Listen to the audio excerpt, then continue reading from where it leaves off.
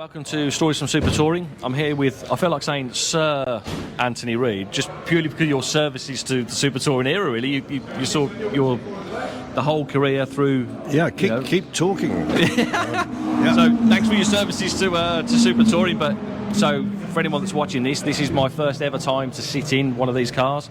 98 Primera, very competitive, lots of races won with this vehicle. So yeah, wish me luck. I'll let you know what I think.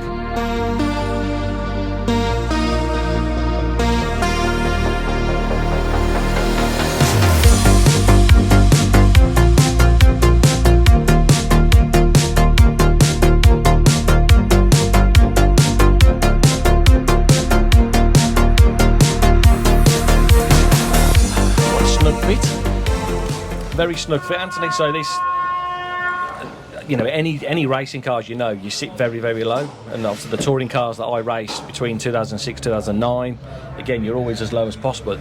But I can just feel this is on another level. Yeah, what are your impressions? First time in a Super Tourer? Yeah, it's a more central seating position. So you're slightly over, more towards the centre, obviously for trying to get the centre of gravity right. So you can see where the rules were very different then. Steering wheel is directly in my eye.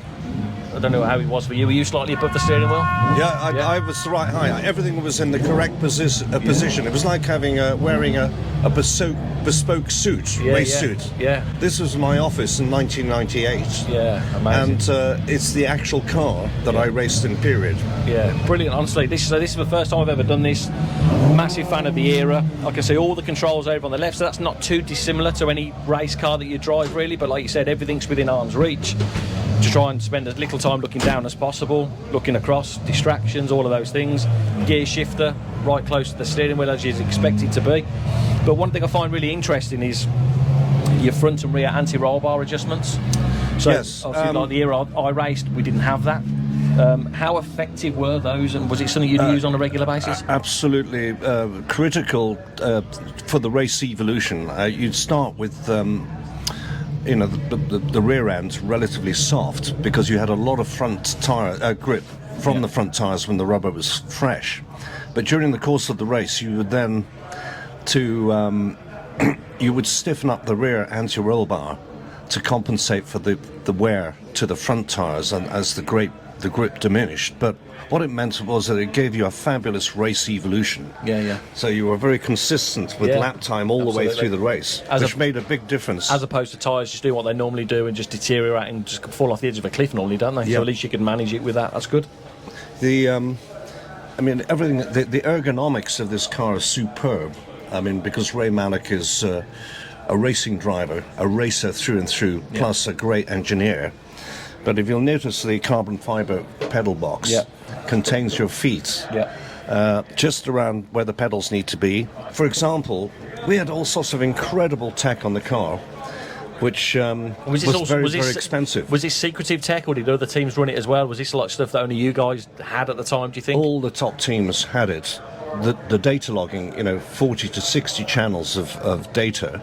Wow. For example, before going out to race or to qualify, I would switch over to the page that tells you what the brake pressures are on the front and rear cylinders, and then adjust the balance here accordingly to get the figures I needed. All that sort of stuff. Right in your line of sight, you've got this... we would just work off the lights. We wouldn't look at the revs. And this would tell you which gear you were in. But when the lights would start green, then orange, when they went red, that was close to the rev limit, and when they flashed, that's when you had to change gear. That's it. But the technology was incredible, because obviously in first and second gear, you've got to shift fractionally earlier because of the increase in revs. The rate of increase in revs is faster in first and second compared to, say, fifth and sixth. Absolutely. But that was all calibrated into the... So... Clever. It's just amazing. And for the car, we had, of course, the race engineer, we had an engine engineer, and then we had a data engineer. Wow. And they had these flight cases on wheels, because we didn't have LCD flat screen televisions. We had the sort of cathode ray television type things, but they were all contained in a box. So during the middle of qualifying, what they would do is, as soon as you came in to make an adjustment, they'd download and then the guy would, the data engineer would press P for print, and print out the sheet of your fastest lap compared to your teammate. You could sit there and look at it. Wow.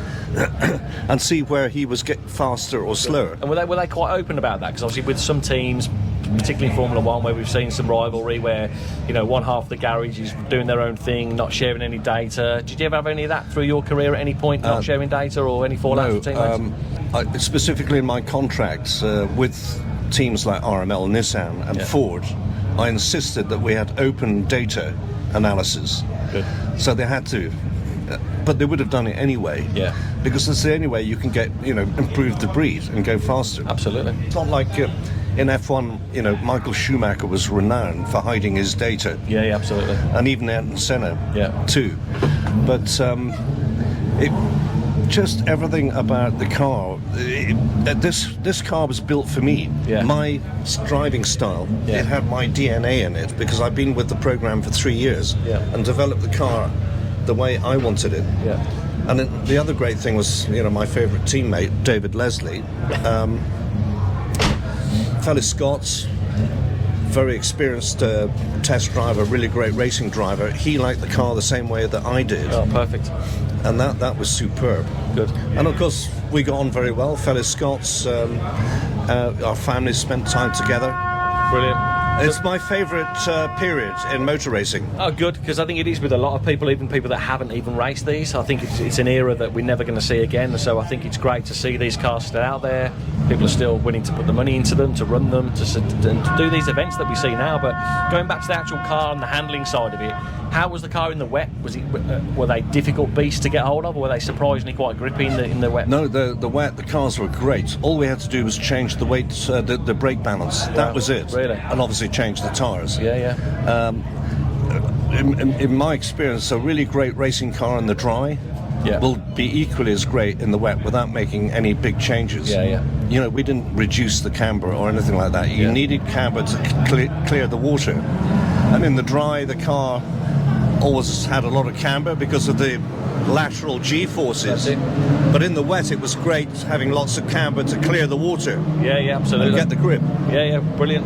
So I bet for you to come back into this, doing these events, was like just putting an old pair of slippers on, wasn't it, for you? Well, I mean, it's a real privilege. If it weren't for Richard Wheeler, I wouldn't be here today. Yeah. Well, I might be here, just as a spectator, but to actually get to drive the car that I raced 26 years ago is a huge privilege. Does it feel like 26 years ago? Or it doesn't. Or does it just feel like, a couple of years ago? It doesn't, but then during pit lane autograph signing, I was sat next to Jake. This guy came up with a picture of him, myself, and Alan Menu. Wow. So it must have been 1999. And he looked the same age as his son, who he brought to the track today. Wow.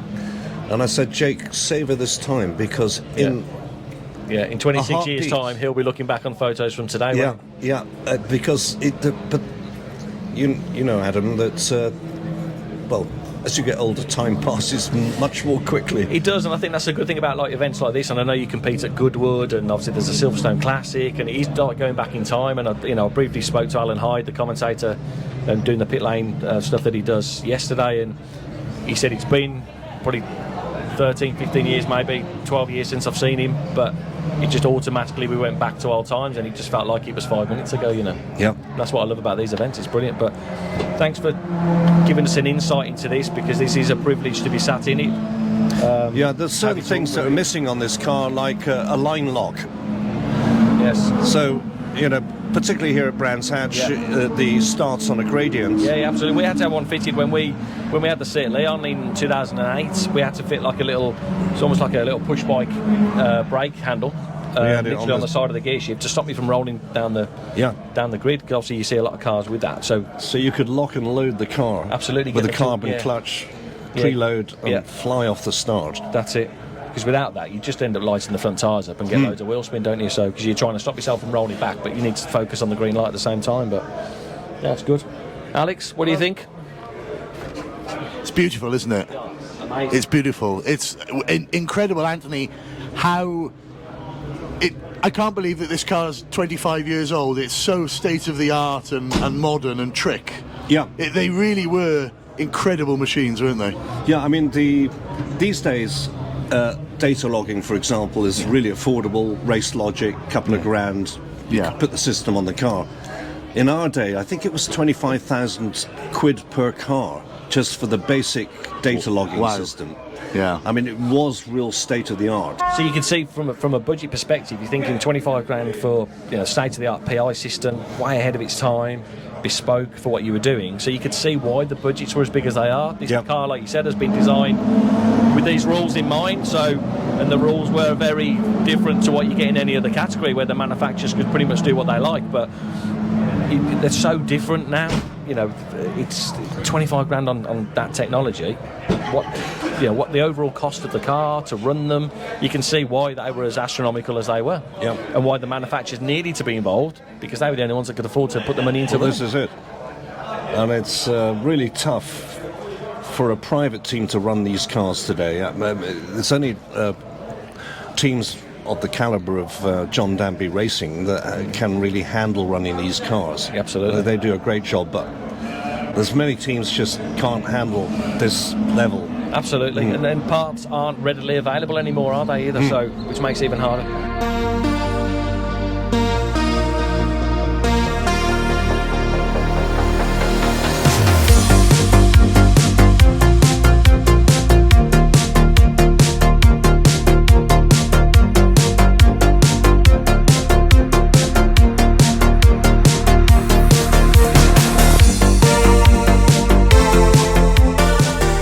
Well, what an experience that was. First ever time sitting in a Super Tourer, 30 odd years on. An era that we all love so much, hence why we're all here. The biggest thing for me was every race car is low, but that, I felt like I sat on the garage floor. It was super, super low for the centre of gravity reasons. But yeah, big thanks to Anthony, John Danby Racing, for allowing us this opportunity to have a good insight into a super touring car for the first time, to get up and close with it. So, these cars you can never really get anywhere near as a fan. So, thank you again to those guys, and yeah, feel free to tune into Super Tourers and listen to some more content.